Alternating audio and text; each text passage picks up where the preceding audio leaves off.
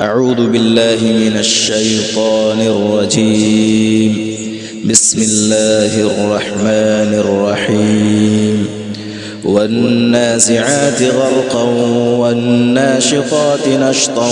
والسابحات سبحا فالسابقات سبقا فالمدبرات أمرا يوم ترجف الراجفة تتبعها الرادفة قلوب يومئذ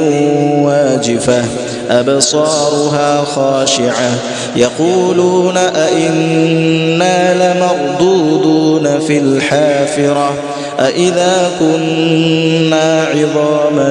نخرة قالوا تلك إذا كرة خاسرة فإنما هي زجرة واحدة فإذا هم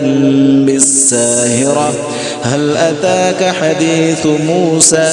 إذ ناداه ربه بالوادي المقدس طوى اذهب إلى فرعون إنه طغى فقل هل لك إلى أن تزكى وأهديك إلى ربك فتخشى فأراه الآية الكبرى فكذب وعصى ثم أدبر يسعى فحشر فنادى فقال أنا ربكم الأعلى فأخذه الله نكال الآخرة والأولى إن في ذلك لعبرة لمن يخشى أأنتم أشد خلقا أم السماء بناها رفع سمكها فسواها وأغطش ليلها وأخرج ضحاها والأرض بعد ذلك دحاها أخرج منها ماءها ومرعاها والجبال أرساها متاعا لكم ولأنعامكم فإذا جاءت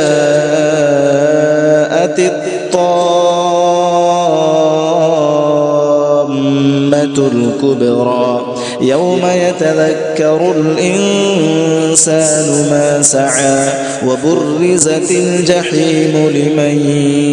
يرى فأما من طغى وآثر الحياة الدنيا